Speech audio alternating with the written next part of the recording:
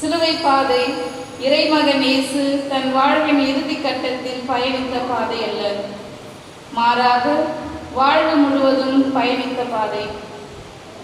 மனிதன் இப்படித்தான் வாழ வேண்டும் என்ற நியதியை சொல்லும் லட்சிய பாதை சிலுவை பாதை. மேலும் பள்ளமும் இன்பமும் துன்பமும் கல்லும் முள்ளும் சேர்ந்து கடக்க வேண்டிய பாதை சிலுவை பாதை. மனித நேயமும் மனித உணர்வுகளும் மண்ணில் மடிந்து போகாமல் துளிர்விட்டு மலர இறைமகன் இயேசு தேர்ந்தெடுத்த பாதை சிலுவை பாதை. பாவம் செய்த மனிதன் தன் பாவ நிலையை விட்டு விலகி மனம் மாறி வாழ வேண்டும் என்று இறைவன் தேர்ந்தெடுத்த பாதை சிலுவை பாதை. நாம் வாழ்வு பெற அவர் பயணித்த பாதைகளில் நாமும் பயணம் தொடர்ந்து வாழ்வு பெறுவோம், பிறருக்கு வாழ்வு தருவோம்.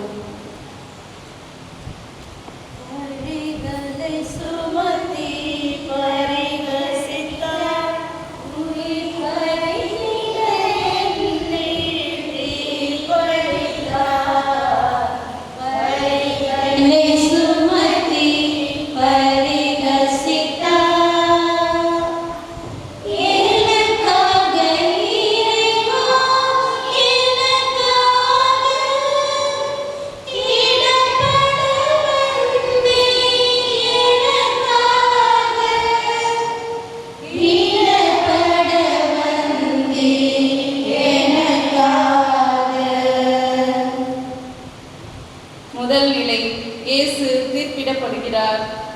திவ்ய இயேசுவே, உம்மை ஆராதித்து வணங்கி உமக்கு நன்றி செலுத்துகின்றோம்.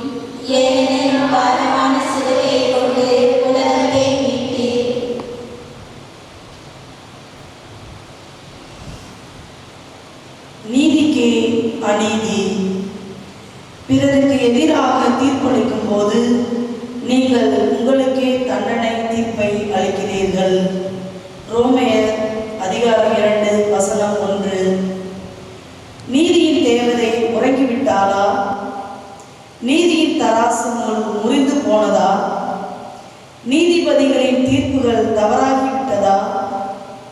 உடலில் ஓடும் ரத்தம் முழுவதும் நீதியின் ஓட்டம் தானே. நம் இறைமகன் இயேசுவுக்கு ஏன் இந்த நியாயமற்ற தீர்ப்பு? உலகத்தையே உருவாக்கிய இறைமகன் ஏன் மௌனமானார்? மறைநூல் அறிஞரும் பரிசேயரும் ஆச்சரியப்படும் அளவுக்கு மறைநூலை போதித்த இறைமகனுக்கு ஏன் நடுவர்கள் தீர்ப்புக்கு பதிலில்லாமல் போனது? எல்லாம் நமக்காகத்தானே. சிந்தனை: நம் வார்த்தைகள் மற்றவர்களை புண்படுத்துகிறது. நம் செயல்கள் பிறரை காயப்படுத்துகின்றது. நம் அதிகாரம் உண்மையுள்ளவர்களை கூட புரிந்து கொள்ள செய்வதில்லை. நம் ஆளுகை எதை வேண்டுமென்றாலும் சந்தேகத்துடன் கேட்க, பேச பயன்படுத்தப்படுகிறது. நீதி என்று தெரிந்தும் முகத்தாட்சியத்துக்காக பிறரை குறை சொல்லுகிறோம். நம் குற்றங்களை காணாமல் பிற குற்றங்களை காண விழிகளை அகல திறக்கின்றோமே. எத்தனை பேரை அநீதியான தீர்ப்பினால் அமைதியாக்கி இருக்கின்றோம். இவற்றிற்காகத்தானே இயேசு பிலாத்துவின் முன் குற்றவாளியாக தீர்ப்பு பெற்று நிற்கிறார். ஜெபம். இறைவா, யாரையும் வேண்டுமென்றே தீர்ப்பிடாதிருக்க வரம் தாரும். எங்கள் மேல் இரக்கமாயிரும் ஆண்டவரே, எங்கள் மேல் இரக்கமாயிரும்.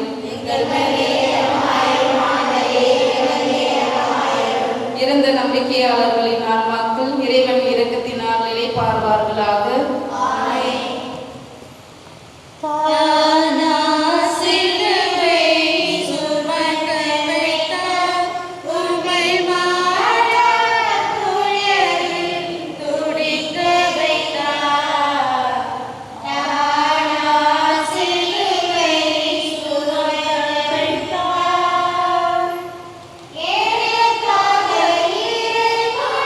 Yeah.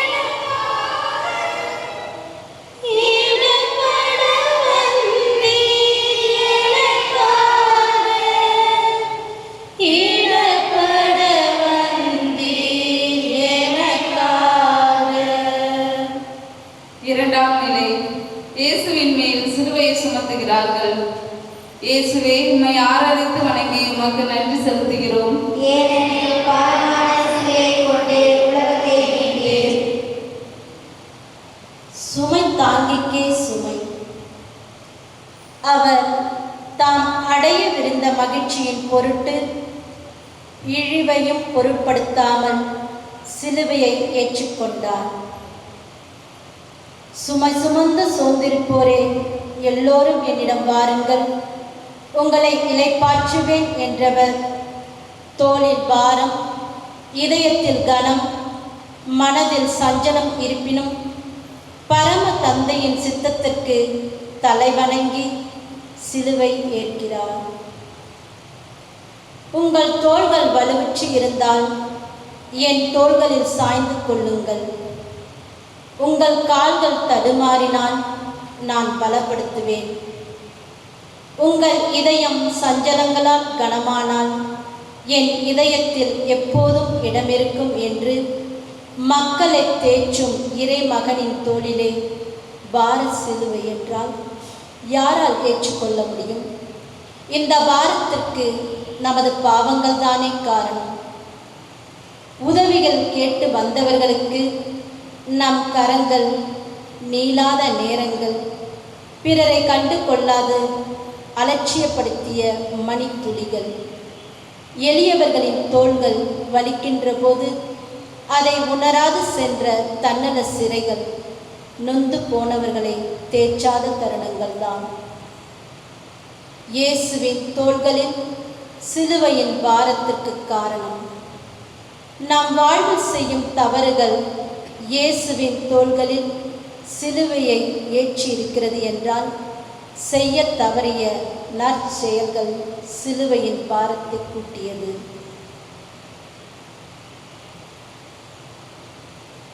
சிந்தனை. இயேசுவின் சிலுவை பாதையின் இரண்டாம் நிலை என் பாதையை மாற்றிடுமா? சுமைகளில் அல்ல, சுமை தாங்கிகளாக வாழ என்னை உருமாற்றிடுமா? ஜெபம்.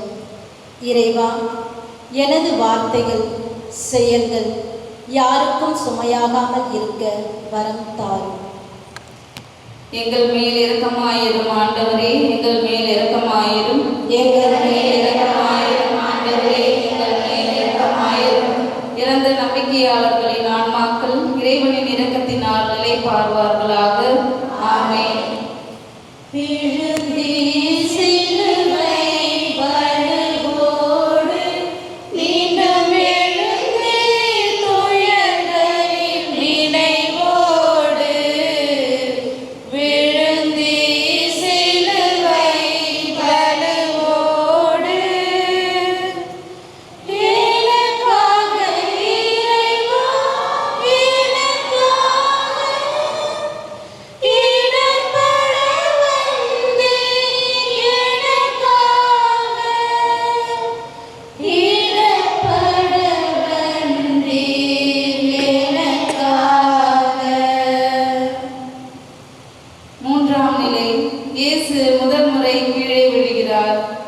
இயேசுவே, உம்மை ஆராதித்து வணங்கி உமக்கு நன்றி செலுத்துகின்றோம். ஏனெனில் பாரமான சிலுவையை கொண்டு உலகத்தை மீட்டீர். முதல்வனுக்கே முதல் தடுமாற்று. அப்படியானால் அவர்கள் தடுமாறியது அழிந்து போவதற்கா? ஒருபோதும் இல்லை.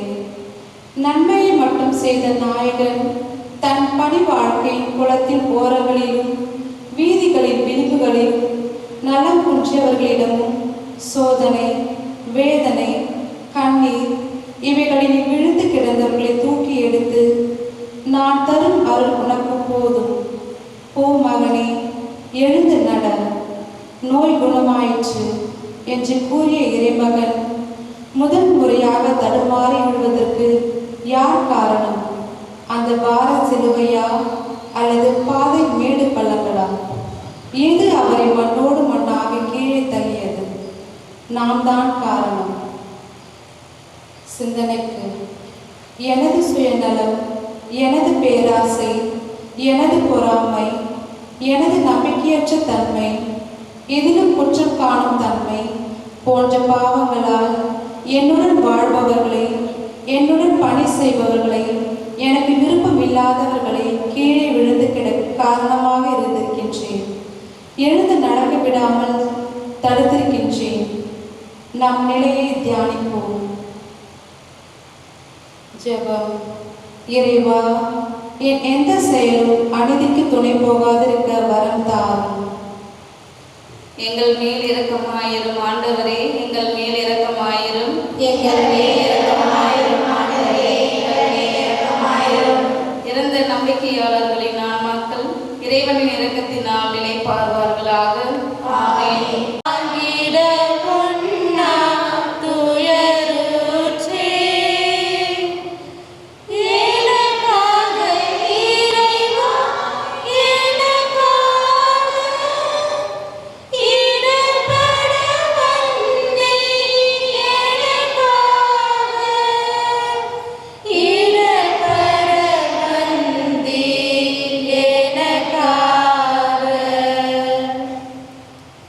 நான்காம் நிலை, தாயும் மகனும் சந்திக்கிறார்கள். இயேசுவே, உம்மை ஆராதித்து வணங்கி உமக்கு நன்றி செலுத்துகின்றோம். ஏனெனில் பாரமான சிலுவையை கொண்டு உலகத்தை மீட்டீர். தியாகத்திற்கே திணறல். நம்மை மீட்டு தம் பிள்ளைகள் ஆக்குமாறு கடவுள் தம் மகனை சட்டத்திற்கு உட்பட்டவராக அனுப்பினார். கண்களால் 1000 வார்த்தைகள் உயிர் பெறும். அதுவும் தாயும் சேயும் சந்தித்தால் பாசத்திற்கும் நேசத்திற்கும் பஞ்சமே இல்லை. அவர் சொல்வதையெல்லாம் செய்யுங்கள் என்ற அன்னை மரியின் வார்த்தைகளால் முதல் புதுமை உண்டானது. அது உன்னதமான மனித இணைய புதுமை. இப்பொழுது சிலுவையின் பாதையில் சந்திக்கும் சந்திப்பு வித்தியாசமான சந்திப்பு. அனைத்தையும் உள்ளத்தில் இருத்தி சிந்தித்த அன்னை மரியாள் சிலுவையோடு பாரத்தோடு தன் மகனை சந்தித்த போது வேதனை, புண்கள், ஏக்க பெருமூச்சுகள், ஆதங்கம் இவைகளினால் சோர்ந்து போகக்கூட சூழ்நிலைகள் இருந்தாலும் தன் பார்வையினால் தனது மகனை தொடர்ந்து பயணம் மேற்கொள்ள செய்கிறார். அன்னையின் இந்த தவிப்புகளுக்கும் தியாகத்திற்கும் இயேசுவின் சிலுவை பயணத்திற்கும் நம் வாழ்க்கையின் அன்றாட செயல்களும் ஒரு காரணமாக இருந்திருக்குமா என சிந்திப்போம். சிந்தனை. எனது சுயநல உறவுகள், எனது உறவு விரிசல்கள், எனது சந்திப்புகள், எனது ஈரமில்லா பார்வைகள், தியாகம் செய்யாத சுயநலம் இவைகளால் அன்னையின் மனதை ரணமாக்கி இருக்குமோ என யோசிப்போம். ஜெபம். இறைவா, எனது சந்திப்புகள் நல்ல உறவினை பலப்படுத்துவதாக இருக்கட்டும். எங்கள் மேல் இரக்கமாயிரும் ஆண்டவரே, எங்கள் மேல் இரக்கமாயிரும். எங்கள் மேல் இரக்கமாயிரும் ஆண்டவரே, எங்கள் மேல் இரக்கமாயிரும். இறந்த நம்பிக்கையாளர்களின் ஆன்மாக்கள் இறைவன் இரக்கத்தினால் நிலைப்பார்வார்களாக. ஆமென். மறுத்திட முடியா நிலையாரே, சீமோன் வருந்தினார் தம்மை உம்மோடு. மறுத்திட முடியா நிலையாரே, எனக்காக இறைவா, எனக்காக இடர்பட வந்தீர். எனக்காக இடர்பட வந்தீர். எனக்காக.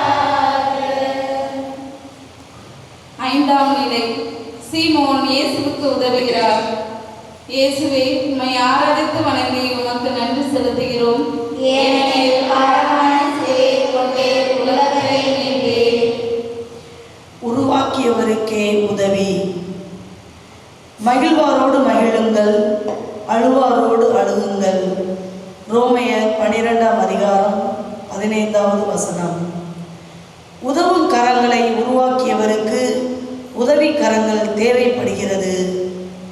இயேசுவுக்கு அநியாயமான தீர்ப்பு சிலுவையின் பாரம், பாதையின் தூரம் எல்லாம் சேர்ந்து சோர்ந்து கீழே விழும் நிலையில் இயேசுவுக்கு உதவிட ஒரு கரம் தேவையாய் இருந்தது. கூடி நின்றவர்கள், வேடிக்கை பார்ப்பவர்கள் யாரோ நமக்கென்ன என்று நினைத்து வழி நடந்தார்கள். ரோமை அதிகார வர்க்கத்தினர் அவர்களின் எண்ணம் நிறைவேறாமல் பாதியிலே நின்றுவிடுமோ என்ற அச்சத்தில் ஆள் தேடுகிறார்கள். உதவிக்கு கிடைத்தான் சீமோன். கட்டாயப்படுத்தப்பட்டான் என்றாலும் கருணையோடு முன்வந்தான் உதவி செய்வதற்கு. சிந்தனை: தன்னலத்தோடு தன் வழியில் நடந்த நேரங்கள், உதவி என்றாலே கைமாறு எதிர்பார்த்த லாப நோக்கங்கள், என்னை சுற்றியுள்ள எளியவனின் வறுமை குரலை கேட்காத எனது செவிகள், உதவி செய்யாத எனது கரங்கள், பெயருக்கும் புகழுக்கும் மட்டும் உழைத்த எனது கால்கள் எல்லாமே பாடுகளின் 5ஆம் நிலைக்கு இயேசுவை கூட்டிச் சென்றது என்பதை யோசிப்போம். ஜெபம். இறைவா, எங்கள் தேவைகளை மறந்து மற்றவர்களின் தேவைகளுக்கு உதவிக்கரம் நீட்ட வரம் தாரும். எங்கள் மேல் இரக்கமாயிரும் ஆண்டவரே, எங்கள் மேல் இரக்கமாயிரும். எங்கள் மேல் இரக்கமாயிரும் ஆண்டவரே, எங்கள் மேல் இரக்கமாயிரும். இறந்த நம்பிக்கையாளர்களின் ஆன்மாக்கள் இறைவன் இரக்கத்தினால் நிலைப்பார்வார்களாக. ஆமென்.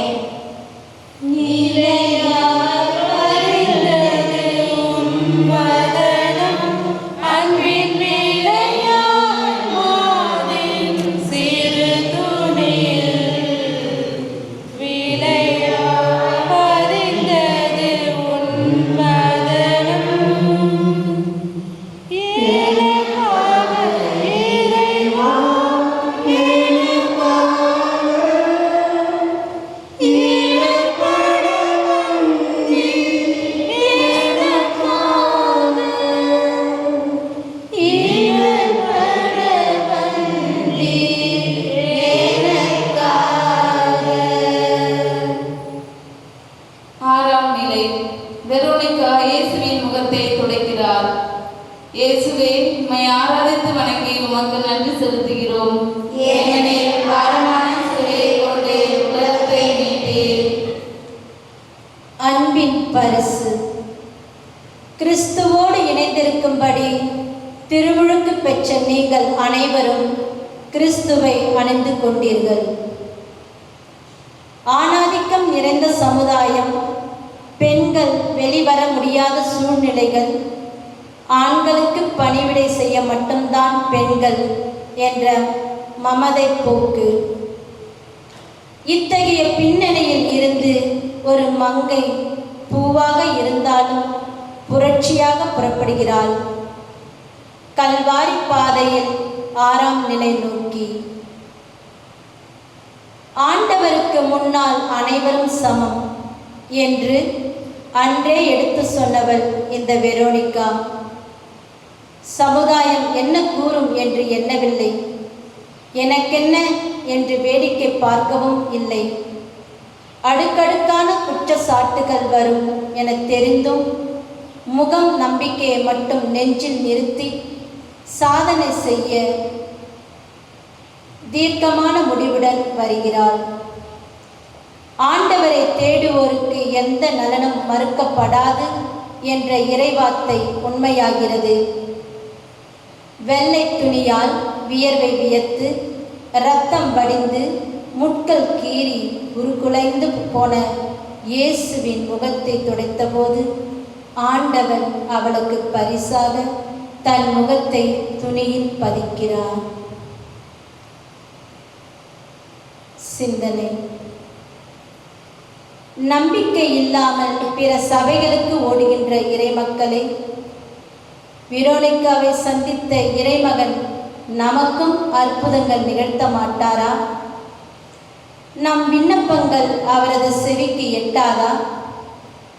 நீதிக்கு போராட வேண்டிய நேரத்தில் மௌனமாக, கோழையாக முடங்கிவிடக்கூடாது.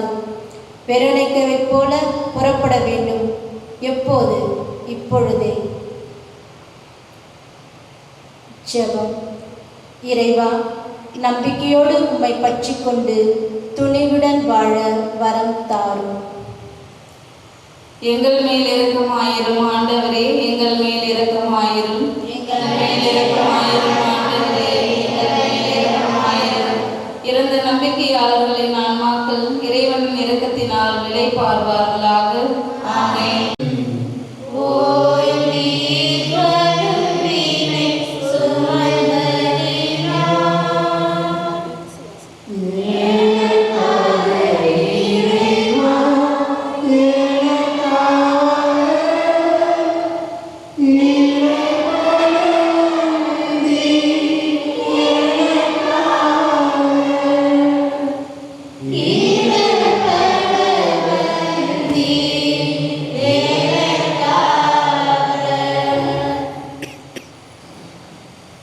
ஏழாம் நிலை.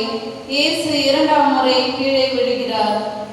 இயேசுவே, உம்மை ஆராதித்து வணங்கி உமக்கு நன்றி செலுத்துகிறோம். ஏனெனில் வரமான சிலுவையை கொண்டு உலகத்தை மீட்டீர். இறைவனுக்கு இடரல். நாங்கள் எங்களை அல்ல, இறந்தோரை உயிர்த்தெழ செய்யும் கடவுளை நம்பி இருக்க வேண்டும் என்பதற்காகவே இவ்வாறு நிகழ்ந்தது.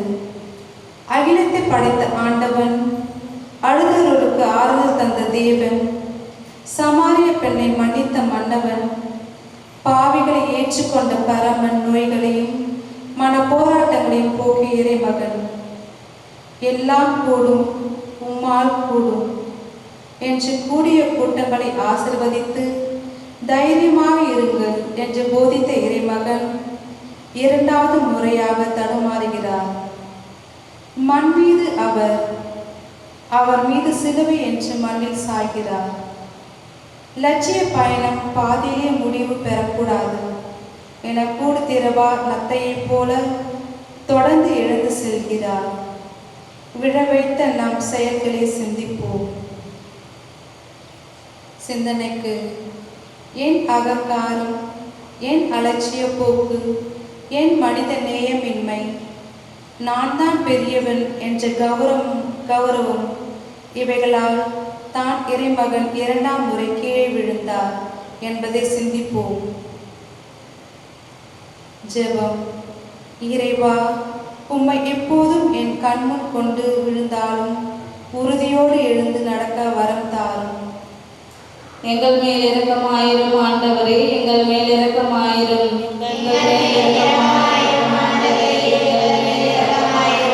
இறந்த நம்பிக்கையாளர்களின் ஆன்மாக்கள் இறைவன் இரக்கத்தினால் நிலைப்பார்வார்களாக.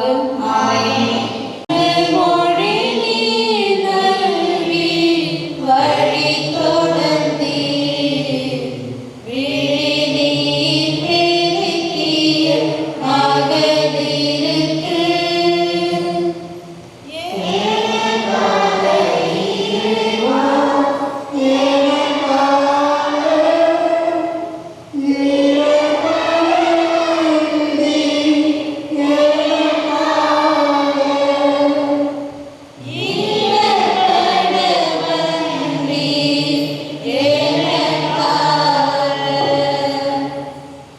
எட்டாம் நிலை. எருசலேம் பெண்டிரின் புலம்பல். இயேசுவே, உம்மை ஆராதித்து வணங்கி உமக்கு நன்றி செலுத்துகிறோம். ஏனெனில் வரமான சிலுவையை கொண்டு உலகத்தை மீட்டீர். ஆண்டவனுக்கே ஆறுதல். அவர்கள் என் உள்ளத்திற்கும் உங்கள் உள்ளத்திற்கும் புத்துயிர் ஊட்டினார்கள். இத்தகையோருக்கு மதிப்பு அளியுங்கள்.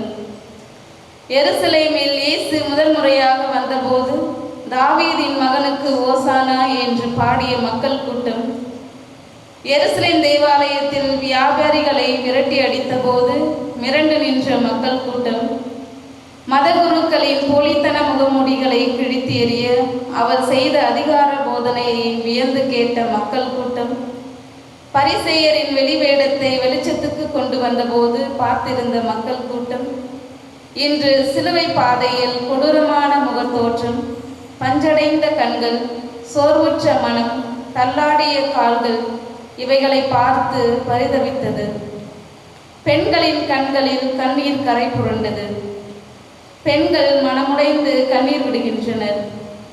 மகனே, உனக்கா இந்த நிலை என்று ஆறுதல் கூறுகின்றனர். இந்த துயரமான நிலைக்கு நாமும் காரணம்தானே என்று சிந்திப்போம்.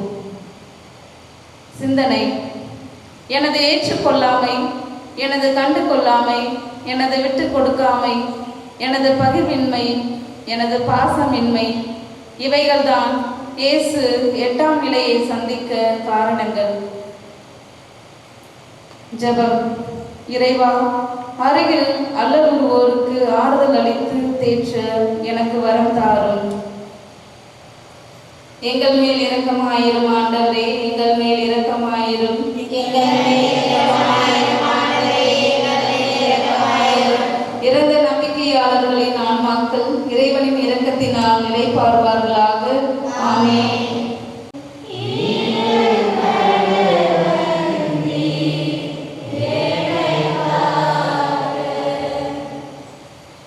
ஒன்பதாம் நிலை. இயேசு 3ஆம் முறை விழுகிறார்.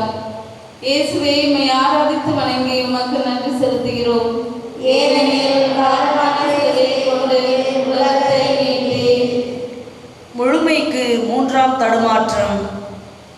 என் வலுவின்மையிலும் இகழ்ச்சியிலும் இடரிலும் இன்னலிலும் நெருக்கடியிலும் கிறிஸ்துவை முன்னிட்டு நான் அகமகிழ்கின்றேன். 3 ஆண்டுகள் உடனிருந்து உண்டு குடித்து நன்மைகளை சுவைத்த சீடர்கள் சிலுவை பாடுகளின் போது என்னை கை நெகிழ்ந்தனர். நண்பன் பேதுரு என்னை தெரியவே தெரியாது என்று மறுதளித்தான். இன்னொரு நண்பன் முத்தமிட்டு காட்டிக் கொடுத்தான். மற்றவரோ துன்ப நேரத்தில் தூங்கிவிட்டனர். சோதனையின் போது விலகி ஓடிவிட்டனர். இறுதி வரை பயந்து ஒளிந்து கொண்டனர். இத்தகைய சூழலில் மனச்சுமை அழுத்தம் மீண்டுமாய் விழுகிறார் இயேசு. இருப்பினும் சிலுவை பாதையை தொடர்ந்தார். தன் தந்தையின் திருவுளத்தை நிறைவேற்றுவதையே தன் முதன்மையான கடமையாக கொண்டு எழுந்து நடந்து செல்கின்றார். துணிவோடு நடையை தொடங்கிய இறைமகன் 3ஆம் முறை விழ காரணங்கள் என்ன? சிந்தனை: எனது சுகபோகம், எனது சுயமரியாதை, எனது தந்திர நோக்கு, எனது ஆடம்பரம், எனது பொறுப்பின்மை, எனது பொறாமை. ஜெபம். இறைவா, வாழ்க்கை சுமைகளால் வீழ்ந்து கிடக்கும் மற்றவர்கள் மீது மனித நேயத்தை பொழிந்து எழுப்ப வரம் தாரும். எங்கள் மேல் இரக்கமாயிரும் ஆண்டவரே, எங்கள் மேல் இரக்கமாயிரும். எங்கள் மேல் இரக்கமாயிரும் ஆண்டவரே, எங்கள் மேல் இரக்கமாயிரும். இறந்த நம்பிக்கையாளர்களின் ஆன்மாக்கள் இறைவன் இரக்கத்தினால் நிலைப்பார்வார்களாக. ஆமென். உடைகளை கலந்திட உனை தந்தீர். இரத்தமலைகள் திரண்டிட வேணுந்தீர். உடைகளை கலந்திட உமை தந்தீர்.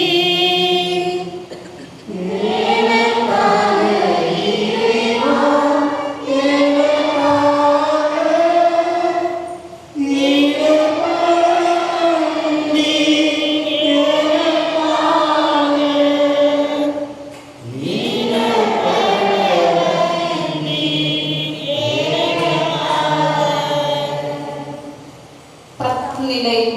இயேசுவின் ஆடைகளை களைகிறார்கள். இயேசுவே, உம்மை ஆராதித்து வணங்கி உமக்கு நன்றி செலுத்துகிறோம். ஏனெனில் பாரமான சிலுவையை கொண்டு உலகத்தை மீட்டீர். பரமனின் பரிதாபம். கிறிஸ்துவின் அன்பிலிருந்து நம்மை பிரிக்கக்கூடியது எது? வேதனையா? நெருக்கடியா? இன்னலா? பட்டினியா? ஆடையின்மையா? இடரா? சாவா? எதுதான் நம்மை பிரிக்க முடியும்? அன்பு, நீதி, சமத்துவம், சகோதரத்துவம் மட்டுமே போதித்த இயேசுவின் ஆடைகள் உரிக்கப்படுகின்றன. தம் பணி வாழ்க்கையின் 3 ஆண்டுகளில் பேய் பிடித்தவனிடம் பேசாதே, இவனை விட்டுப்போ என்றவருக்கு, தொழில் நோயாளியிடம் விரும்புகிறேன் குணமாக என்றவருக்கு, திமிர்வாதக்காரனிடம் எழுந்து படுக்கையை எடுத்துக்கொண்டு நட என்றவருக்கு, கடும் புயல் வீசுகையில் இறையாதே சும்மா இரு என்றவருக்கு, பெரும்பாடுள்ள பெண்ணிடம் மகளே உன் விசுவாசம் உன்னை குணமாக்கிற்று என்று அதிசயங்களையும் அற்புதங்களையும் காண செய்த இறை மகனுக்கு மனிதகுலம் தந்த பரிசு ஆடையின்மை. சிந்தனை: எனது இச்சைகள், எனது தீய எண்ணங்கள், எனது விளம்பர உலகம், எனது நுகர்வு கலாச்சாரம், எனது சிறுமை, இவைகளால் தான் இயேசு சிலுவை பாதையின் 10ஆம் நிலையில் பரிதாபமானார். ஜெபம். இறைவா, எனது நல்ல செயல்களால் மானுட மாண்பு காக்கப்பட வரம் தாரும். எங்கள் மேல் இரக்கமாயிரும் ஆண்டவரே, எங்கள் மேல் இரக்கமாயிரும். இறந்த நம்பிக்கையாளர்களின் ஆன்மாக்கள் இறைவன் இரக்கத்தினால் நிலைப்பார்வார்களாக. ஆமென். பொங்கிய உதிரம் வழிந்திடவே உம்மை கொம்பிட செய்தார் சிலுவையிலே. பொங்கிய உதிரம் வழிந்திடவே எனக்காக இறைவா,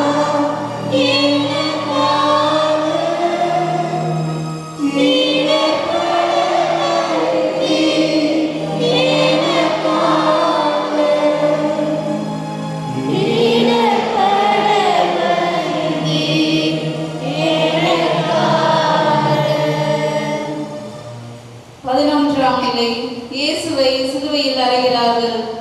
இயேசுவே, உம்மை ஆராதித்து வணங்கி உமக்கு நன்றி செலுத்துகிறோம். ஏனெனில் பாரமான சிலுவையை கொண்டு உலகத்தை மீட்டீர். ஆணிகளிடையே ஆண்டவன் நமக்கு எதிரான ஒப்பந்த விதிகள் பல கொண்ட கடன் பத்திரத்தை அவர் அழித்து விட்டார். அதை சிலுவையில் வைத்து ஆணியடித்து அறவே ஒழித்து விட்டார். நல்லதை மட்டும் செய்ய நினைத்த நாதன் இயேசுவுக்கு ஆணிகள். மரத்திலும் சுவரிலும் இட்டு அடிக்கும் ஆணிகள் ஆண்டவனின் உடலில் அடிக்கப்படுவது நியாயமா? விபச்சார பெண்களுக்கு நீதி வழங்கியவர், சக்கேவிய மனம் மாற்றியவர், மரிய மதனாவை மன்னித்தவர், லாசரை உயிர்ப்பித்தவர், 5 அப்பங்களை கொண்டு அதிசயம் செய்தவர், கானா ஊரில் முதல் புதுமை செய்தவர், நூற்றுவ தலைவனின் ஊழியனை குணமாக்கியவர், 10 தொழுநோயாளிகளை குணமாக்கியவர், விதவின் எளிய காணிக்கையை ஏற்றுக்கொண்டவர், சிலுவையிலே ஆணிகளால் குத்தப்பட்டு அகோரமாக காட்சியளிக்கிறார். சிந்தனைக்கு: எனது அநியாய வட்டி, எனது அக்கிரம குற்றச்சாட்டு, எனது வன்முறை வாசனை, எனது போலித்தனம், எனது கடுஞ்சொற்கள், இவைகள்தான் இறைமகன் ஆணிகளால் அறையப்பட்ட காரணங்கள். ஜெபம். இறைவா, அயலாரின் மனங்களில் காயங்களை ஏற்படாதிருக்க வரம் தாரும். எங்கள் மேல் இரக்கமாயிரும் ஆண்டவரே, எங்கள் மேல் இரக்கமாயிரும். எங்கள் மேல் இரக்கமாயிரும் ஆண்டவரே, எங்கள் மேல் இரக்கமாயிரும். இறந்த நம்பிக்கையாளர்களின் ஆன்மாக்கள் இறைவனின் இரக்கத்தினால் நிலைப்பார்வார்களாக. ஆமென்.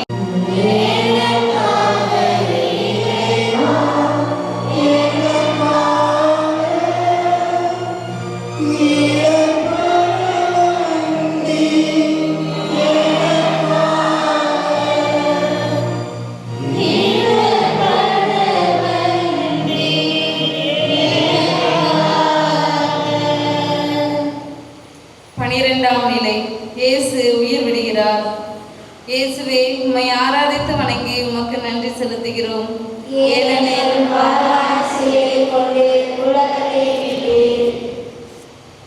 சரித்திரம் சாய்ந்தது. இனி வாழ்பவன் நான் அல்ல, கிறிஸ்துவே என்னுள் வாழ்கிறார். இறைமகன் மீது கொண்டுள்ள நம்பிக்கையின் அடிப்படையில் நான் இவ்வுலகில் வாழ்கிறேன்.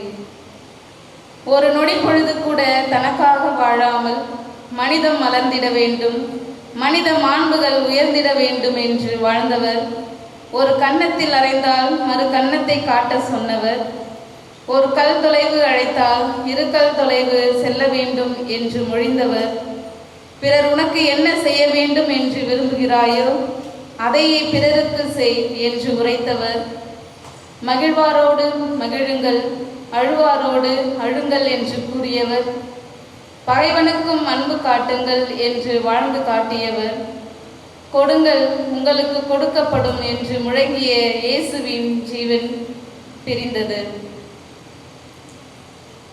சிந்தனை: எனது மன்னிக்காத நிலை, எனது குற்றச்சாட்டு, எனது சான்று பகரா வாழ்வு, எனது ஏமாற்று நிலை, எனது கருணையற்ற பார்வை, இவைகள்தான் இயேசுவின் உயிரை பறித்து கொண்டன. ஜெபம். இறைவா, எம் சொல்லும் செயலும் ஒருங்கிணைக்கப்பட்டு மற்றவர்களுக்கு வாழ்வாக மாற வரம் தாரும். எங்கள் மேல் இரக்கமாயிரும் ஆண்டவரே, எங்கள் மேல் இரக்கமாயிரும்.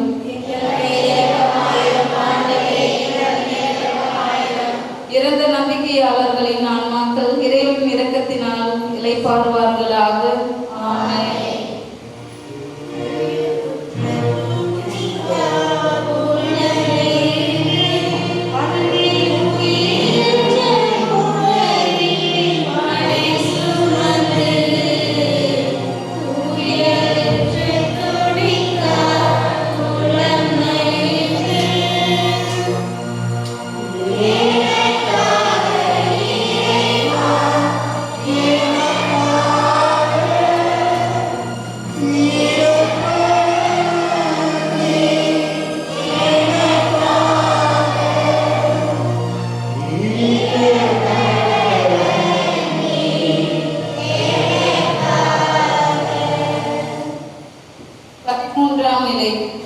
இறந்த இயேசு தன் மடியில், தன் தாயின் மடியில்.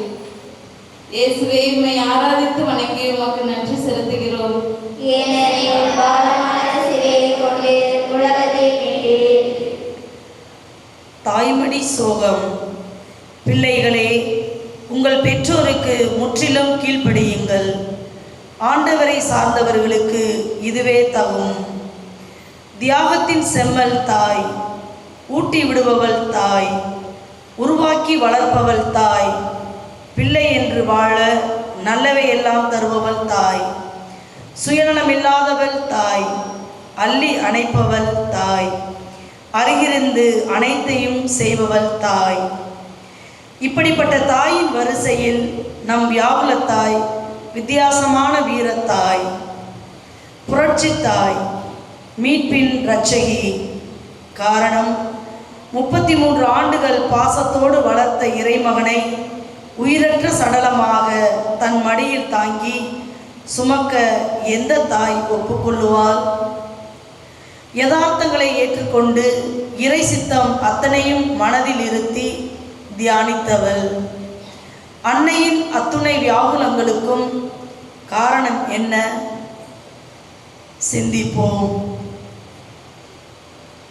எனது செருக்கு, எனது தியாகமின்மை, எனது ஆதிக்கம், எனது மென்மையில்லா வார்த்தைகள், எனது பணிவின்மை, இவைகளினால் தான் அன்னையின் மடியில் இயேசுவின் உயிரற்ற உடல். ஜெபம்.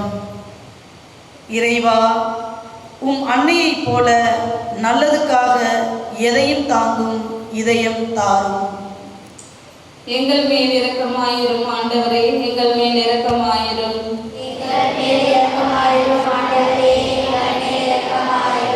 இறந்த நம்பிக்கையாளர்களின் ஆன்மாக்கள் இறைவன் இரக்கத்தினால் நிலைப்பார்வார்களாக. ஆமென்.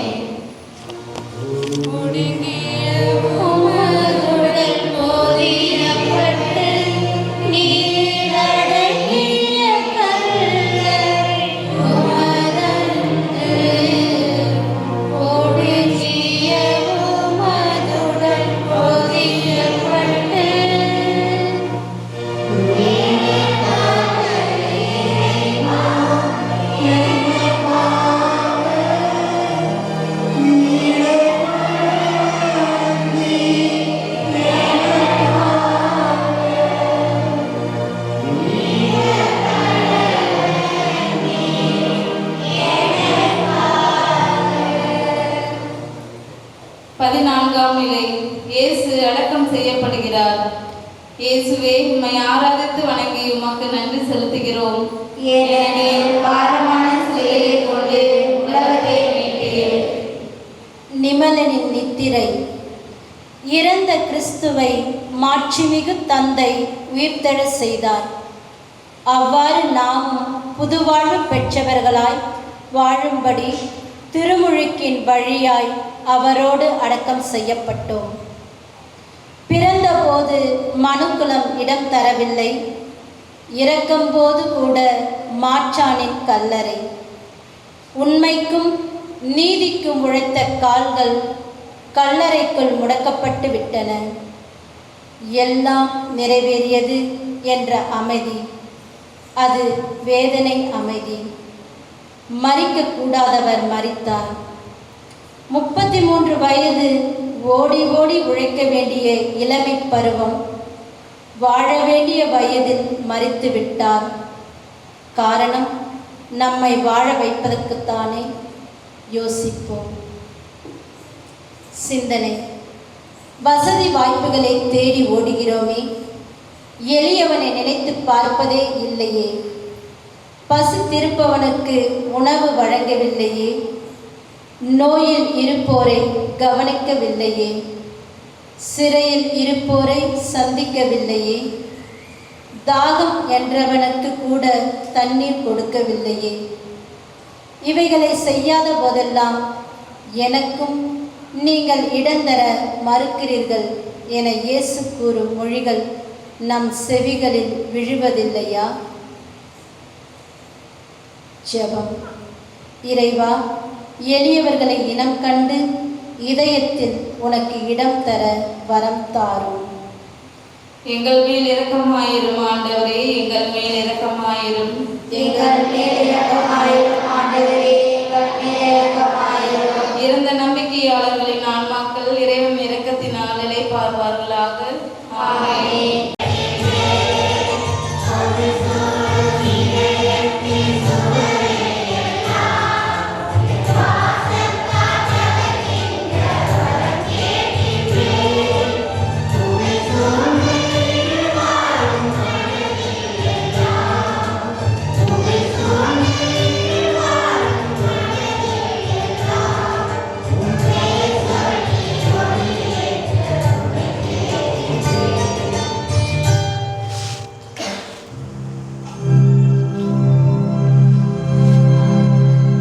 தந்தை மகன் தூயாவியாரின் பெயராலே.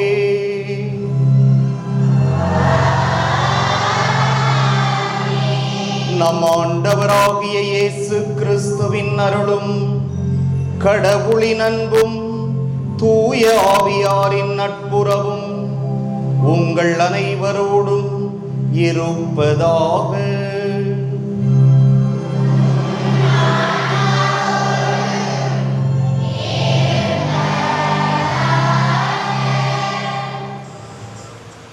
இறை இயேசுவில் அன்புக்குரிய சகோதர சகோதரிகளே, இன்றைய திருப்பலியானது இன்று பிறந்த நாளை கொண்டாடும் ஷெரினாவுக்கு பிறந்த நாள் ஆசிரும் உடல் நலம் வேண்டியும் படிப்பிற்காகவும் இப்பலி ஒப்புக் கொடுக்கப்படுகின்றது. தூய மறை நிகழ்வுகளை கொண்டாட நாம் தகுதி பெறும் பொருட்டு நம் பாவங்களை ஏற்றுக்கொள்வோம். எல்லாம் வல்ல இறைவனிடமும்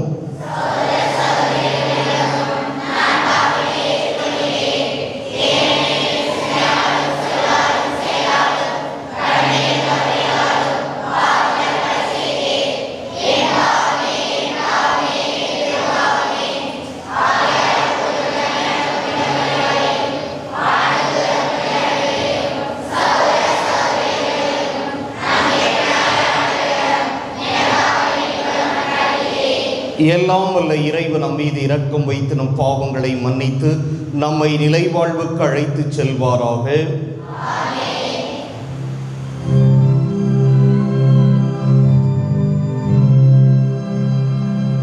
எல்லாம் வல்ல இறைவா, நாங்கள் ஆர்வமுடன் கடைபிடிக்கும் தவ முயற்சிகள் எங்களை தூய்மையாக்கி புனிதப்படுத்த உம்மை வேண்டுகிறோம். அதனால் வரவிருக்கும் புனித நிகழ்வுகளுக்கு நேர்மையான மனதோடு நாங்கள் வந்து சேர செய்வீராக. உம்மோடு தூயாவியாரின் ஒன்றிப்பில்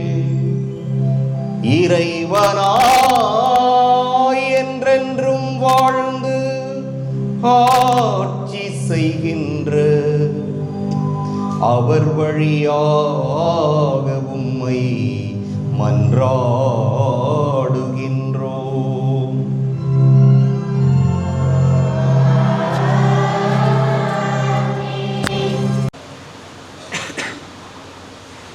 தொடக்க நூலிலிருந்து வாசகம். அதிகாரம் 37, இறைவசனங்கள் 3-4, 12-13 மற்றும் 17-28 முடிய. இஸ்ராயேல் முதிர்ந்த வயதில் தமக்கு யோசேப்பு பிறந்தமையால் அவரை மற்றெல்லா புதல்வர்களையும் விட அதிகமாக நேசித்து வந்தார். அவருக்கு அழகு வேலைப்பாடுகள் நிறைந்த ஒரு அங்கியை செய்து கொடுத்தார். அவருடைய சகோதரர்கள் தங்கள் தந்தை அவரை எல்லாரிலும் அதிகமாய் நேசிக்கிறார் என்று கண்டு அவரை வெறுத்தனர். அவர்களால் அவரோடு பாசத்தோடு பேச இயலவில்லை. அப்படி இருக்கையில் அவர் சகோதரர் செக்கேமில் தன் தந்தையின் மந்தைகளை மேய்க்கச் சென்றனர்.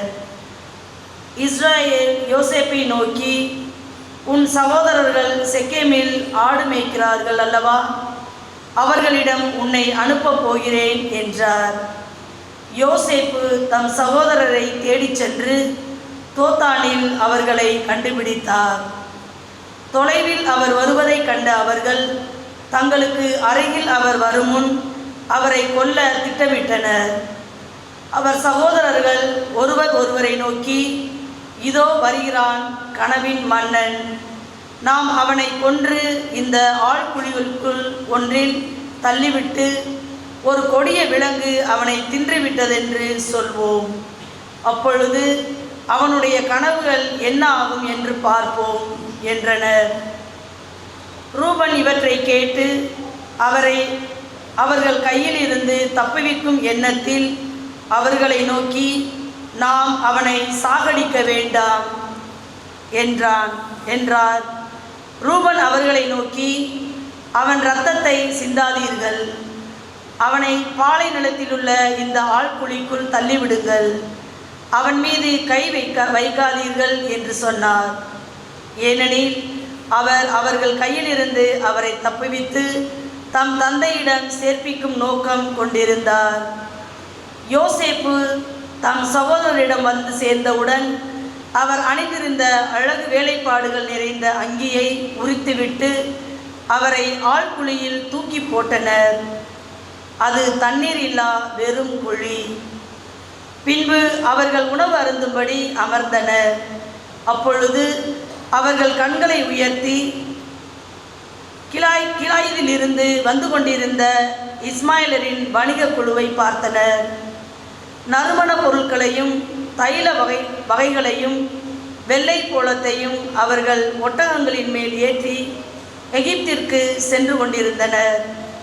அப்பொழுது யூதா தம் சகோதரர்களை நோக்கி, நாம் நம் சகோதரனை கொன்று அவன் இரத்தத்தை மறைப்பதனால் நமக்கு என்ன பயன்?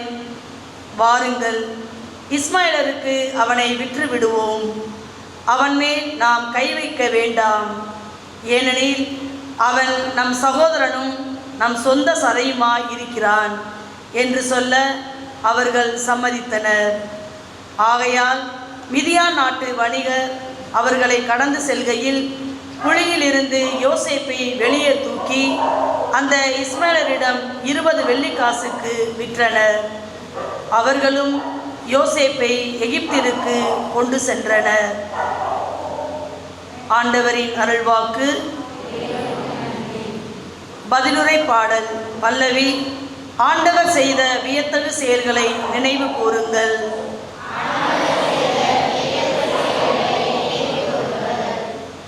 நாட்டில் அவர் பஞ்சம் வரும்படி செய்தார். உணவென்னும் ஊன்றுகோலை முறித்துவிட்டார். அவர்களுக்கு முன் ஒருவரை அனுப்பி வைத்தார். யோசேப்பு என்பவர் அடிமையாய் விற்கப்பட்டார். பல்லவி.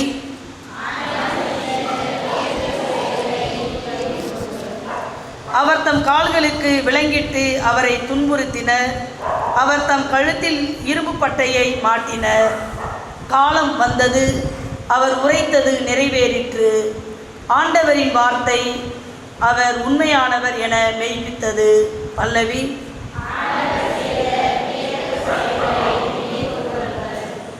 மன்னர் ஆள் அனுப்பி அவரை விடுதலை செய்தார்.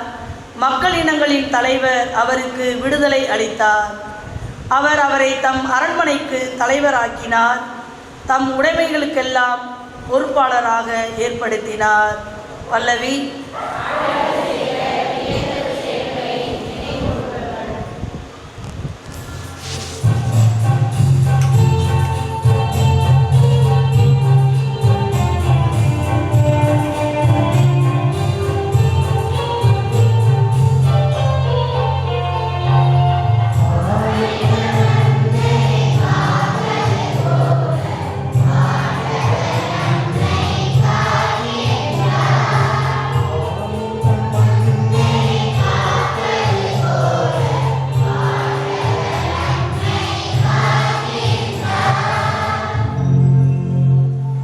தம் ஒரே மகன் மீது நம்பிக்கை கொள்ளும் எவரும் அழியாமல் நிலை வாழ்வு பெறும் பொருட்டு அந்த மகனையே அளிக்கும் அளவுக்கு கடவுள் உலகின் மேல் அன்பு கூர்ந்தார்.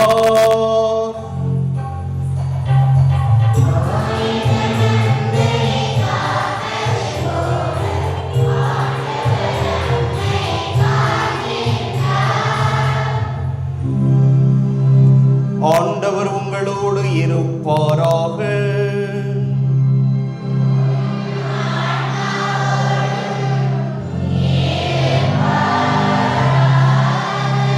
மத்தேயு எழுதிய தூய நற்செய்தியிலிருந்து வாசகம்.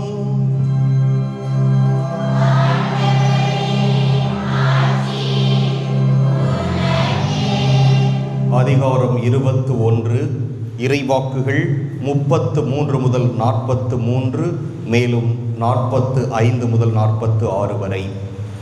அக்காலத்தில் இயேசு தலைமை குருக்களையும் மக்களின் மூப்பர்களையும் நோக்கி கூறியது, மேலும் ஓர் உவமையை கேளுங்கள். நிலக்கிழார் ஒருவர் ஒரு திராட்சை தோட்டம் போட்டு சுற்றிலும் வேலி அடைத்து அதில் பிழிவு குழி வெட்டி ஒரு காவல் மாடமும் கட்டினார். பின்பு தோட்ட தொழிலாளர்களிடம் அதை குத்தகைக்கு விட்டுவிட்டு நெடும் பயணம் மேற்கொண்டார். பழம் பறிக்கும் காலம் நெருங்கி வந்தபோது அவர் தமக்கு சேர வேண்டிய பழங்களை பெற்று வரும்படி தம் பணியாளர்களை அத்தோட்ட தொழிலாளர்களிடம் அனுப்பினார். தோட்ட தொழிலாளர்களோ அவருடைய பணியாளர்களை பிடித்து ஒருவரை நைய புடைத்தார்கள், ஒருவரை கொலை செய்தார்கள், ஒருவரை கல்லால் எறிந்தார்கள். மீண்டும் அவர் முதலில் அனுப்பியவர்களை விட மிகுதியான வேறு சில பணியாளர்களை அனுப்பினார். அவர்களுக்கும் அப்படியே அவர்கள் செய்தார்கள். தம் மகனை மதிப்பார்கள் என்று அவர் நினைத்து கொண்டு அவரை இறுதியாக அவர்களிடம் அனுப்பினார். அம்மகனை கண்டபோது தோட்டத் தொழிலாளர்கள், இவன்தான் சொத்துக்கு உரியவன், வாருங்கள் நாம் இவனை கொன்று போடுவோம், அப்போது இவன் சொத்து நமக்கு கிடைக்கும் என்று தங்களிடையே பேசிக்கொண்டார்கள். பின்பு அவர்கள் அவரை பிடித்து திராட்சை தோட்டத்திற்கு வெளியே தள்ளி கொன்று போட்டார்கள். எனவே திராட்சை தோட்ட உரிமையாளர் வரும்போது அத்தொழிலாளர்களை என்ன செய்வார் என இயேசு கேட்டார். அவர்கள் அவரிடம், அத்தீயோரை ஈவிரக்கமின்றி ஒழித்து விடுவார், உரிய காலத்தில் தமக்கு சேர வேண்டிய பங்கை கொடுக்க முன்வரும் வேறு தோட்ட தொழிலாளர்களுக்கு அத்திராட்சை தோட்டத்தை குத்தகைக்கு விடுவார் என்றார்கள். இயேசு அவர்களிடம், கட்டுவோர் புறக்கணித்த கல்லே கட்டடத்துக்கு மூலைக்கல் ஆயிற்று. ஆண்டவரால் இது நிகழ்ந்துள்ளது, நம் கண்களுக்கு இது வியப்பாயிற்று என்று நீங்கள் மறைநூலில் ஒருபோதும் வாசித்தது இல்லையா? எனவே உங்களிடமிருந்து இறை ஆட்சி அகற்றப்படும். அவ்வாட்சிக்கு ஏற்ற முறையில் செயல்படும் ஒரு மக்களினத்தார் அதற்கு உட்படுவர் என நான் உங்களுக்கு சொல்கிறேன். தலைமை குருக்களும் பரிசேயரும் அவருடைய உவமைகளை கேட்டபோது தங்களை குறித்தே அவர் கூறினார் என்று உணர்ந்து கொண்டனர். அவர்கள் அவரை பிடிக்க வழி தேடியும் மக்கள் கூட்டத்தினர் அவரை இறைவாக்கினர் என்று கருதியதால் அவர்களுக்கு அஞ்சினார்கள். ஆண்டவரின் அருள்வாக்கு.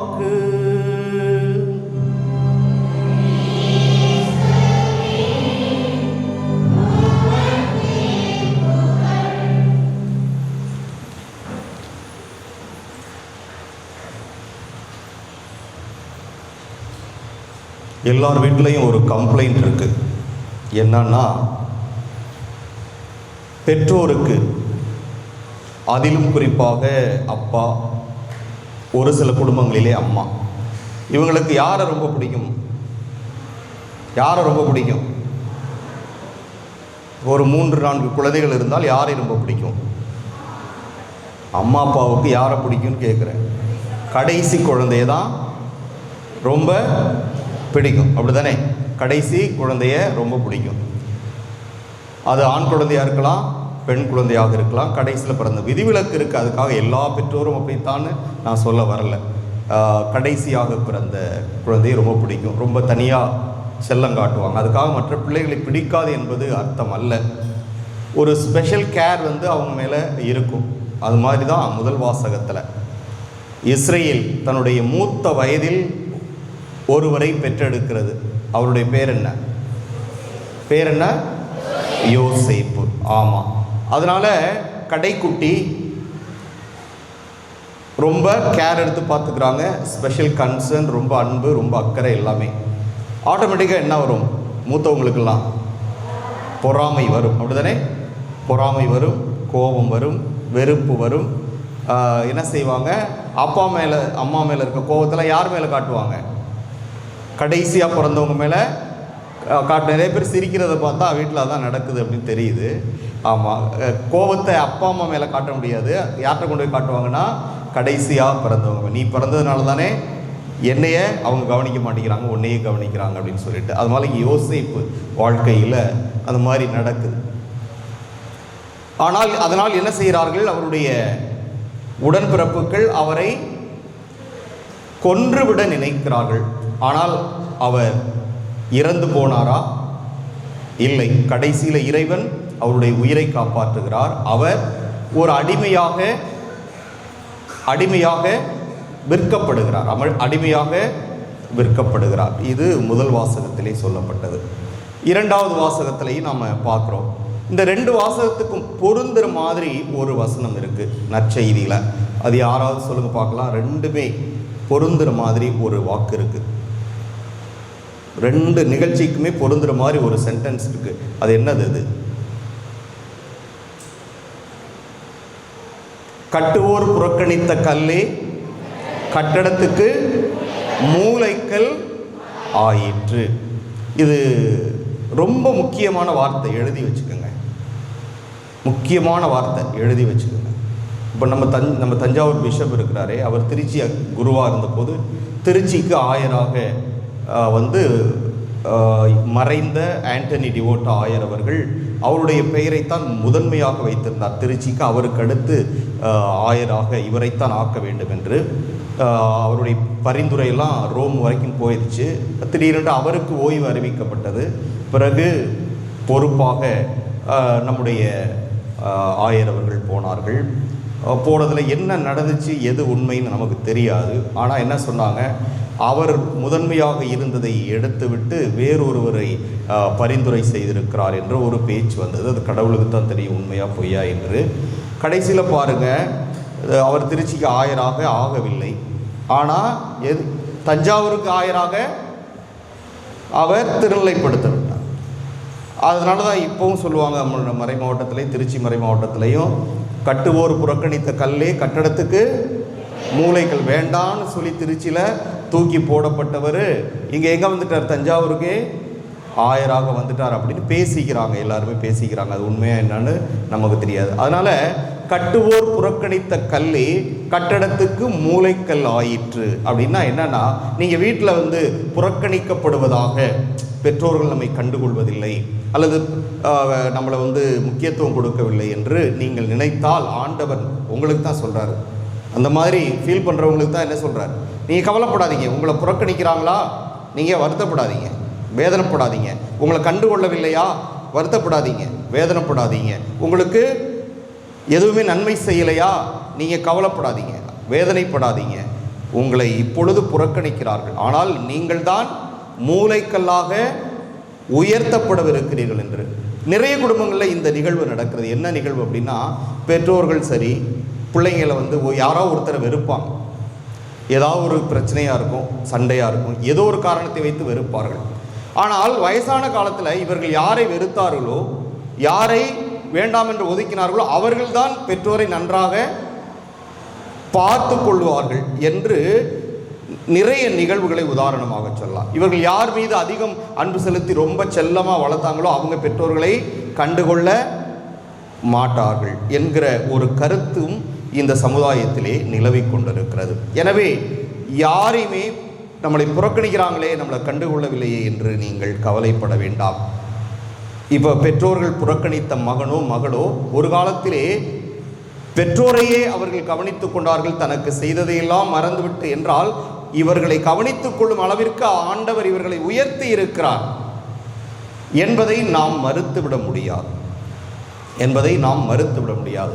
எனவே மனிதர்களால் புறக்கணிக்கப்படுபவர்கள் இறைவனால் உயர்த்தப்படுவார்கள். ஆண்டவர் ஒரு அழகான நிகழ்வை சொல்றாரு. அந்த நிலக்கிழார் என்ன செய்கிறாரு, ஓனர் என்ன செய்கிறாரு, குத்தகையை வசூல் பண்ணிட்டு வர்றதுக்கு வேலையாட்களை எல்லாம் அனுப்புகிறார். அவங்களெல்லாம் கொண்டு போட்டுடுறாங்க. கடைசியில் தன்னுடைய ஒரே மகனை அனுப்புகிறார். ஐயா, இவன் தான் சொத்துக்கு உரிமையாளன், இவனை கொன்று போட்டால் இந்த சொத்தெல்லாம் நமக்கு சேர்ந்துடும் அப்படின்னு சொல்லிட்டு கொன்னுடுறாங்க. கடைசியில் அவன் என்ன செய்வான் அப்படின்னு இயேசு கேள்வி கேட்குறாரு. அவன் என்ன செய்வான்? தகுந்த நடவடிக்கை எடுத்து யார் யாரெல்லாம் தன்னுடைய மகனை கொலை செய்தார்களோ அல்லது வேலையாட்களை கொலை செய்தார்களோ அவர்களை இவன் பழி தீர்ப்பான் என்று அவர்கள் பதில் கொடுக்கிறார்கள் இயேசுவுக்கு. அப்போ தான் அவர் சொல்கிறாரு, கட்டுவோர் புறக்கணித்த கல்லே கட்டடத்துக்கு மூலை. அவர் தன்னுடைய வாழ்வை பற்றி தான் சொல்லுகிறார். இயேசு எல்லாருக்கும் நன்மை செய்தார்.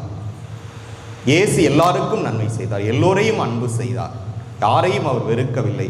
இருப்பினும் கடைசியிலே இயேசுவை சிலுவையில் அறையும், பரபாவை எங்களுக்கு விடுதலை செய்யும், கட்டுவோர் புறக்கணித்த கல்லாக இயேசு மாறிவிட்டார். அப்போதான் இந்த மக்களுக்கு எவ்வளவு நன்மை செய்தார் ஆண்டவர், எவ்வளவு நலன்களை செய்தார். ஆனால் இந்த மக்கள் இந்த இயேசுவை ஒதுக்கி விட்டார்களே, புறந்தள்ளி விட்டார்களே, கைகழுவி விட்டார்களே.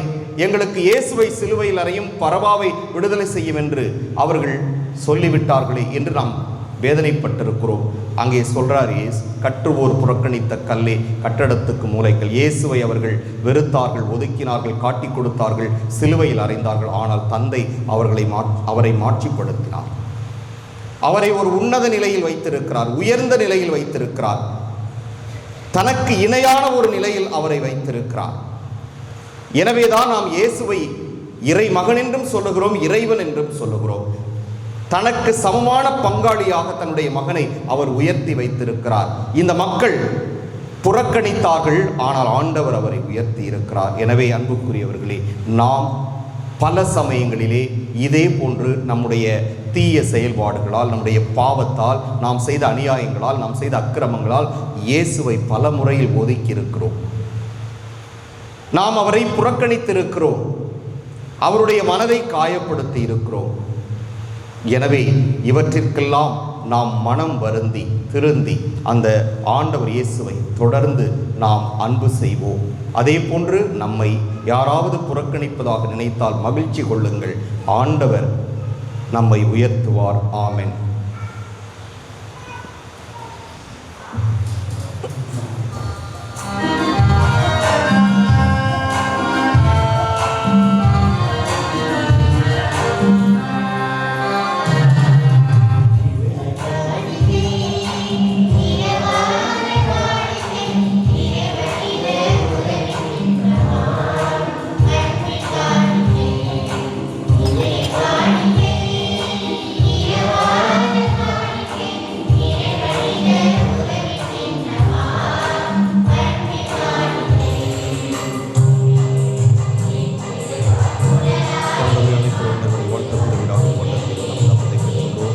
நிலத்தின் விளைவு மனித உழைப்பின் பயன் எங்களுக்கு வாழ்வழிக்கும் அப்பமாக மாறும் இறைவன் என்று வாழ்த்தப்படுவாராக.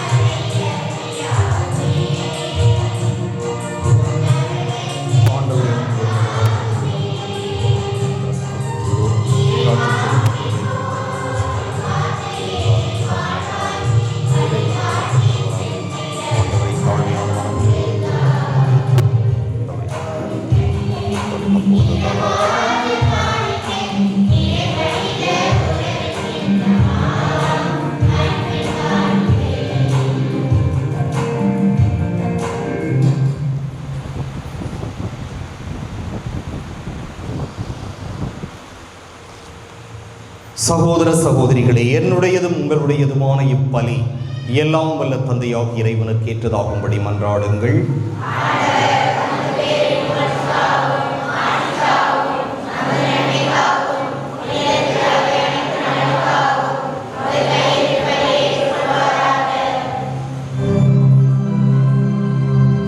இறைவா,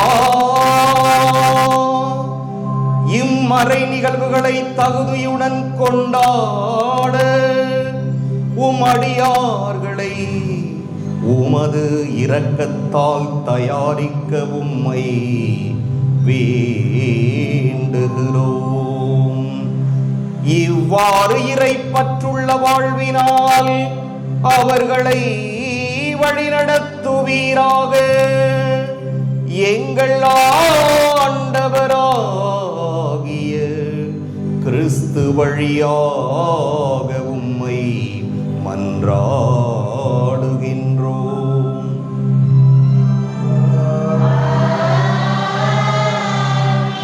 ஆண்டவர் உங்களோடு இருப்பாராக.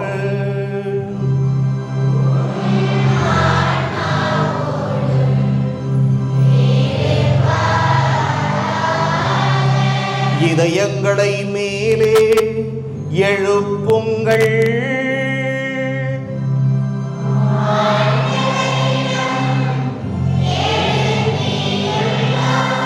நம் இறைவனாகிய ஆண்டவருக்கு நன்றி கூறுவோம்.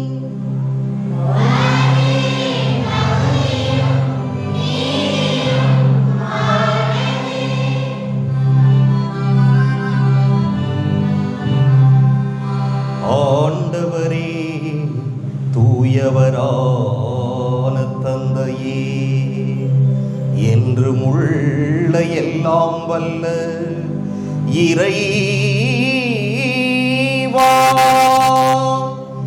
எந்நாளும் எவ்விடத்திலும் நாங்கள் உமக்கு நன்றி செலுத்துவது மெய்யாகவே தகுதியும் நீதியும் ஆகும்.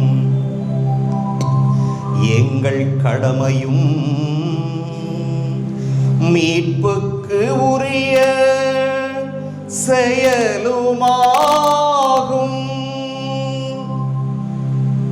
உம்முடைய பிள்ளைகளின் உள்ளங்களை தூய்மைப்படுத்தி புதுப்பிக்க பயனுள்ள இச்சிறப்பான காலத்தை ஏற்படுத்தினீ. அதனால் நாங்கள் மட்டுமீறிய பற்றுதல்களில் இருந்து விடுதலை பெற்று நிலையற்றவற்றில் மனதை ஈடுபடுத்தாது நிலையானவற்றில் மேன்மேலும் மனதை செலுத்துமாறு எங்களை தூண்டுகின்ற காலம் இதுவே. ஆகவே புனிதர் வானதூதர் அனைவரோடும் சேர்ந்து நாங்கள் உம்மை புகழ்ந்தேத்தி முடிவின்றி பாடுவதாவது.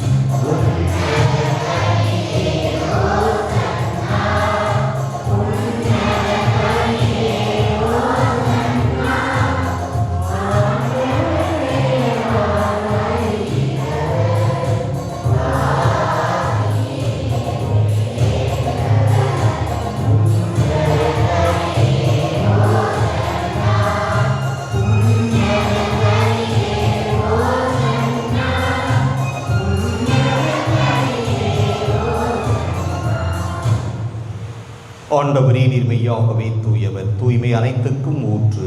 ஆகவே உம்முடைய ஆவியை பொழிந்து இக்காணிக்கைகளை தூய்மைப்படுத்த உம்மை வேண்டுகிறோம். இவ்வாறு எங்கள் ஆண்டவர் இயேசு கிறிஸ்துவின் உடலும் இரத்தமுமாக எங்களுக்கு இவை மாறுவனவாக. அவர் பாடுபட உளம் கனிந்து தம்மை கையளித்த போது அப்பத்தை எடுத்து நன்றி செலுத்தி அதை பிட்டு தம் சீடர்களுக்கு அளித்து கூறியதாவது: அனைவரும் இதிலிருந்து பெற்று உண்ணுங்கள், ஏனெனில் இது உங்களுக்காக கையளிக்கப்படும் என் உடல்.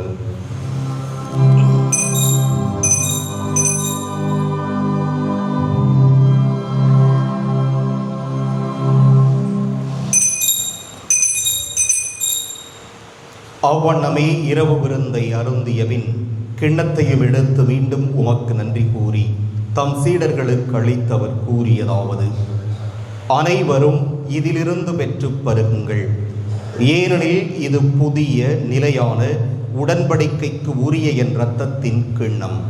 இது பாவ மன்னிப்புக்கென்று உங்களுக்காகவும் பலருக்காகவும் சிந்தப்படும். இதை என் நினைவாகச் செய்யுங்கள்.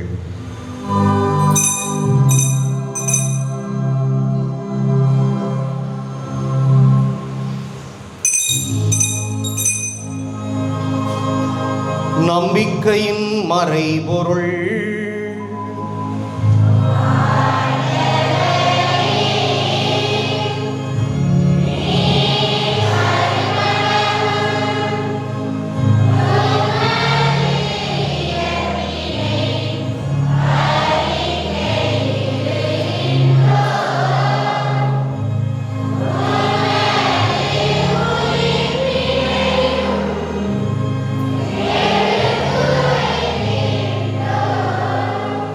ஆகவே ஆண்டவரே, நாங்கள் கிறிஸ்துவின் இறப்பினையும் உயிர்ப்பினையும் நினைவு கூர்ந்து வாழ்வு தரும் அப்பத்தையும் மீட்பளிக்கும் கிண்ணத்தையும் ஒப்புக் கொடுக்கின்றோம்.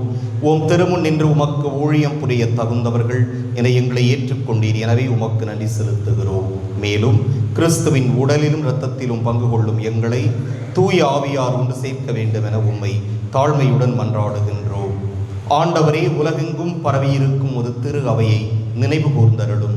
எங்கள் திருத்தந்தை பிரான்சிஸ், எங்கள் ஆயர் சகாயராஜ், எல்லா திருநிலையினர் ஆகிய அனைவரோடும் உமது திரு அவை அன்பில் நிறைவு பெறச் செய்தருளும். மேலும் உயிர்த்தெழும் எதிர்நோக்குடன் துயில் கொள்ளும் எங்கள் சகோதரர் சகோதரிகளையும் இறந்தோர் அனைவரையும் இரக்கத்துடன் நினைவு கூர்ந்து உமது திருமுக ஒளியினுள் ஏற்றருளும். எங்கள் அனைவர் மீதும் இரக்கமாயிரும். கடவுளின் கன்னித்தாயான புனித மரியா, அவருடைய கணவரான புனித யோசேப்பு, புனித திருத்தூதர்கள், இவ்வுலகில் மக்குவந்தவராய் இருந்தோராகிய புனிதர் அனைவருடனும் நாங்கள் நிலை வாழ்வில் பங்கு கொள்ளும் தகுதி பெற்று உம் திருமகன் இயேசு கிறிஸ்து வழியாக உம்மை புகழ்ந்தேத்தும் வரவருள உம்மை மன்றாடுகிறோம்.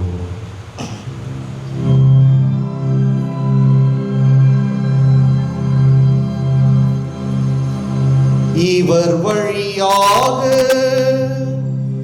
இவரோடு இவரில் எல்லாம் வல்ல இறைவனாகிய தந்தையே, தூய ஆவியாரின் ஒன்றிப்பில் எல்லா புகழும் மாட்சியும் என்றென்றும் உமக்கு உரியதே.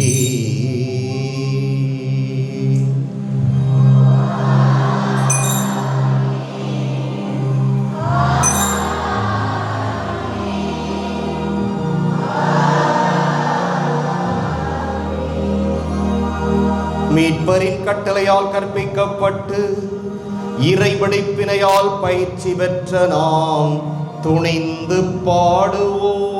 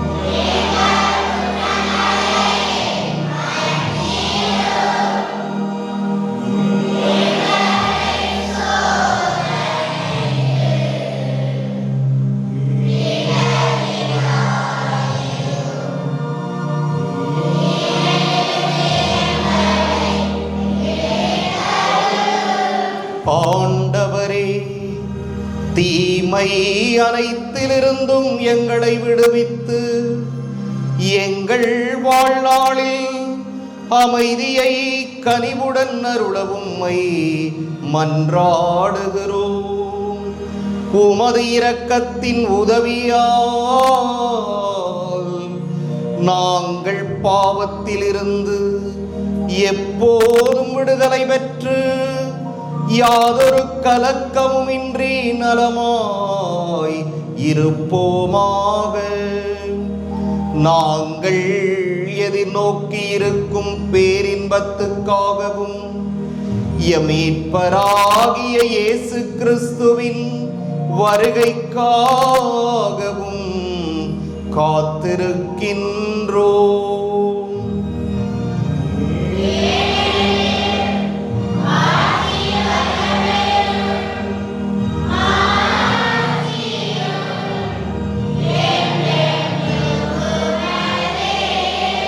ஆண்டவரே இயேசு கிறிஸ்துவே, அமைதியை உங்களுக்கு விட்டுச் செல்கிறேன், என் அமைதியையே உங்களுக்கு அளிக்கின்றேன் என்று உம் திருத்தூதர்களுக்கு மொழிந்தீரே. எங்கள் பாவங்களை பாராமல் உமது திரு அவையின் நம்பிக்கையை கண்ணோக்கி உமது திருவுளத்துக்கு ஏற்ப அதற்கு அமைதியையும் ஒற்றுமையையும் அளித்தருள்வீராக. என்றென்றும் வாழ்ந்து ஆட்சி செய்கின்றவர் நீரே.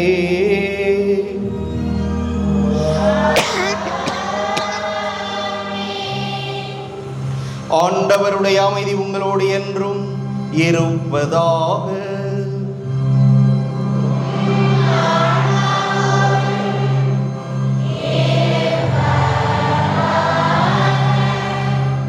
ஒருவருக்கொருவர் அமைதியை பகிர்ந்து கொள்வோம்.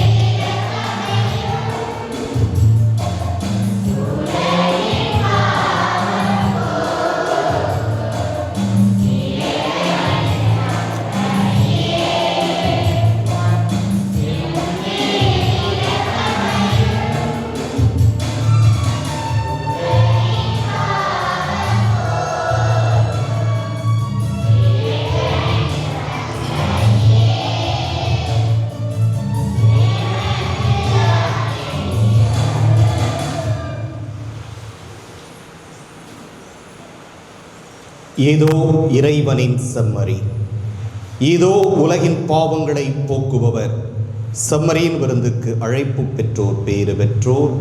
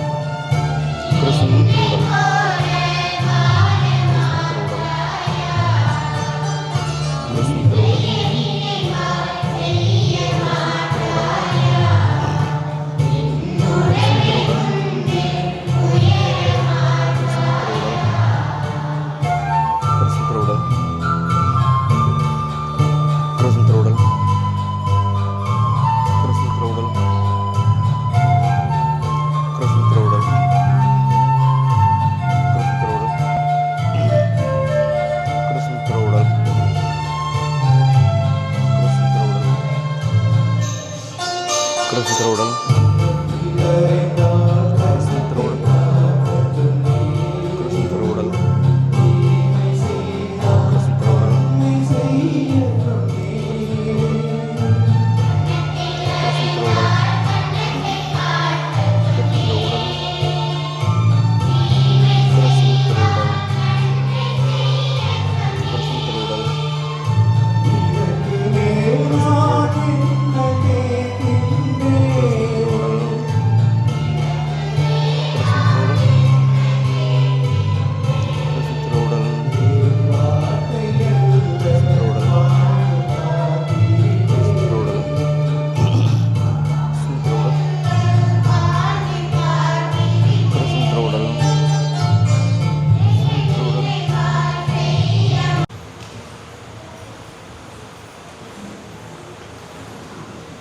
கடவுள் நம் மீது அன்பு கொண்டு தம் மகனை நம் பாவங்களுக்கு கழுவாயாக அனுப்பினார்.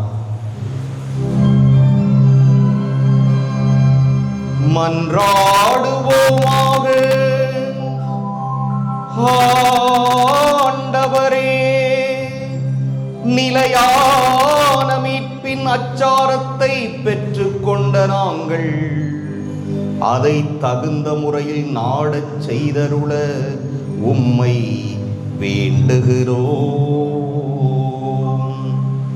அதனால் நாங்கள் அம்மீட்பை கண்டடையச் செய்வீராக. எங்கள் ஆண்டவராகிய கிறிஸ்து வழியாக உம்மை மன்றாடுகின்றோம்.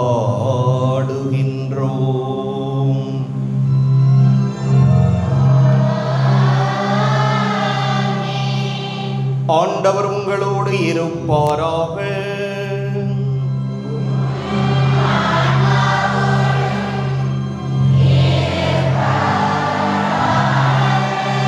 எல்லாம் வல்ல இறைவன் தந்தை, மகன், தூய ஆவியார் உங்களுக்கு ஆசி வழங்குவாராக.